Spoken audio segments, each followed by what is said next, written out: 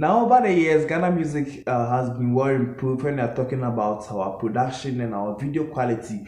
Looking at from 2005 to now, our music has been well improved. Now we have good producers, someone like Posiji, who happens to also work with Wizkid and Burna Boy, and Pato Rankin also working with Miss Master Gazi and stuff like that. And our music has been good. However, our music seems not to gain the higher grounds as the Nigerians, and this is a very worry to me. And I think I have some five factors which I think it is draining or it is killing our music industry. Shall we look at them?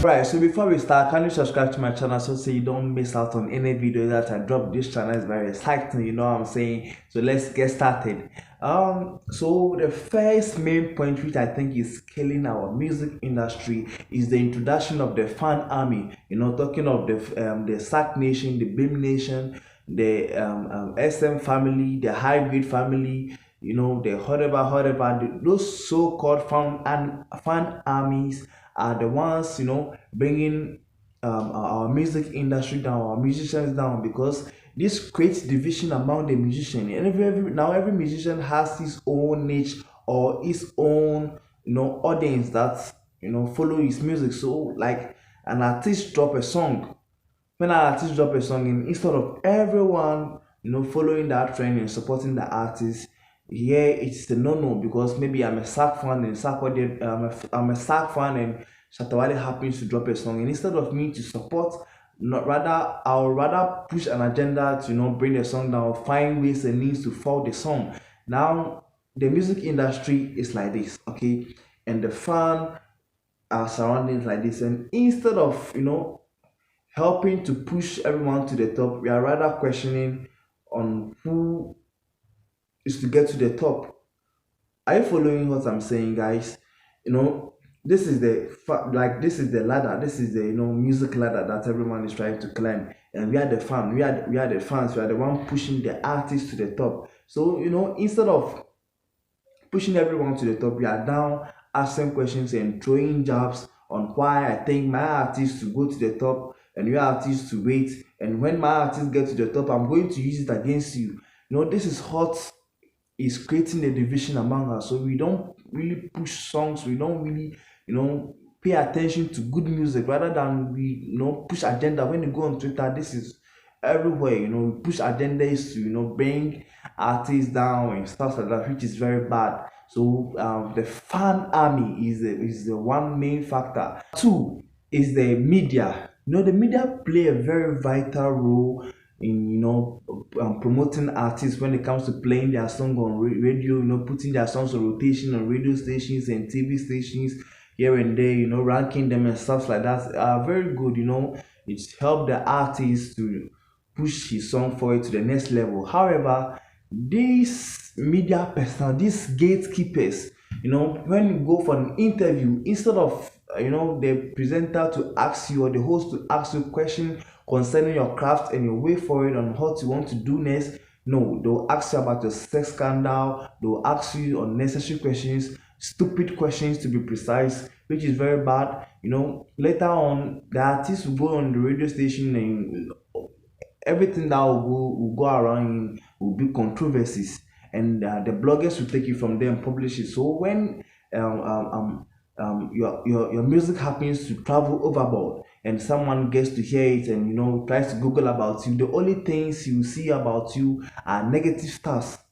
When a promoter wants to buy into you, like you get a gig outside, like a promoter outside decides to buy into your product or buy into your craft and bring you aboard to work with you, and happens to check on you on Googles and stuff like that, and happens to see all these stuffs around you, sex scandals and negative stuffs, an artist doing this, an artist doing this, and this is based on the questions host asks these artists when they go on the radio stations.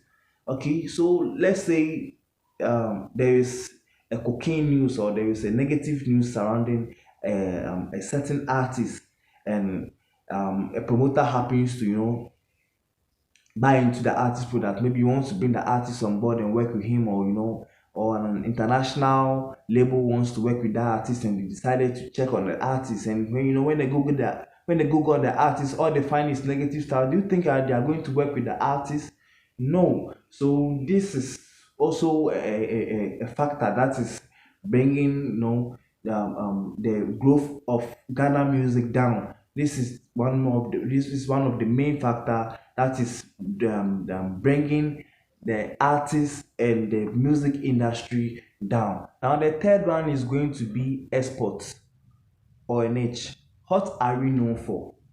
Are we known for hip hop? Are we known for high life? Are we known for Afro pop? Are we known for Afro fusion? Are we known for whatever? What are we exporting as Ghanaians? We claim high life is our own, but do we have a top artist, a top high life artist that is making it overboard? Do you have such an artist? No. The dancehalls and the hip hop are the ones traveling, and these people are used to listening to dancehalls and hip hop and stuff like so. Everything that we do or anything that we do won't be new to them. Instead of exporting the high life and making high life songs and making authentic songs, we don't do these songs, and this will go a long way to affect us as Ghanaians, because when you try to copy the foreigners and sound like them, they have people there who are doing the same stuffs like us or like what you are doing. So they're not going to buy into you. They'll maybe listen to you and enjoy your workout and stuff like that. But for you to gain the grounds there and make your name there, it's not going to happen. So the exports or the niche that we find ourselves in is also a factor that is draining, or that is making us lose the growth or lose the attention that the Nigerians are gaining outside, because the Nigerians are doing Afro pop and they're doing so well. They are doing so well. They inculcate their native language and they make it beautiful. Okay, when you listen to their song, it sounds so African. But when you listen to Ghanaian song, most of Ghanaian songs, sometimes you'll be listening to an artist and the artist sounds so foreign to the song that you have to watch the video or watch the artist very well and know that, okay, so this is a Ghanaian, right? So why is he sound like an American? Fake accent. Fake accent.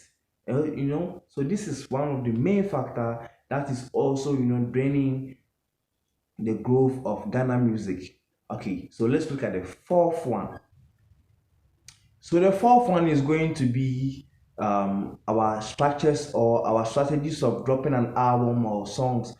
Let's talk about the album, because album is a body of work which makes someone to know who the kind of artist you are. When you drop an album, first of all, our formula for dropping an album has become so ordinary that everyone just wake up and set a date and drop the album, which is very bad. And after the album is being dropped, instead of you to do follow up and tour around Africa, they work. After the album is dropped, they only go for a few radio tours in Accra here, and boom, then Europe. Then Europe performing from one pub or the other, and when they come back within 2 months, the album is dead and gone. The album is dead as fuck, which is very bad. You put so much work and so much money into your craft, or into building that body of work, and for it to gain like this. This is very bad, Charlie. This is very bad. That needs to be looked critically. You guys to pay attention to that thing. Work on how you put drop your album and the ways you guys go about it, because it's very bad. Familia drop an album and I never heard of it. It took your friend to tell me that Familia drop an album, because whenever I check on Familia is out in Europe drinking beer and performing in one club or the other, which is very bad. Look at what has happened to Kwesiata's album. It's very bad. So this is one main reason why our music, our songs are not gaining grounds like the Nigerians. Now let's look at the fifth point, which is also very important. Let's look at it. Point is going to be pitching. Okay, pitching on the digital stores. When it comes to promotion and stuff like that. Now music is a competitive space. Okay, there is much competition. So when you drop a song, don't expect the song to do magic on its own. Invest in your craft. You know, promote it online. Make sure it goes to the Nigerians when they drop songs.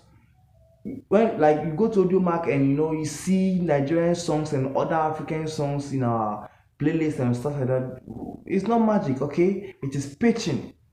It is pitching. So you guys will find ways and means to pitch your songs and make it reach louder or higher grounds for people to see and also download and have a feel of it. Who knows, your song might be someone's favorite and the person might fall in love with you. And these are some of the reasons why I think it's killing our music industry and our artists. Yes, because you go to radio stations and they will ask you stupid questions like, so after the music, what do you do? You know, everyone is seeing the music as music is not a career, which is very bad. Music is a whole career. Someone is doing music for a lifetime and it's paying off. Our royalty system is very bad. There is no industry or there is no industry. So guys, these are some of the reasons why I think Ghana music industry are not flying. When we try to compare, we should stop rubbing ourselves with the Nigerians because they are far ahead from us. They are like 72 years ahead of us when it comes to music promotion and business wise when it comes to music. All right. So kindly subscribe to my channel so that you can be part of this beautiful family. Until then, Akram. Bye bye.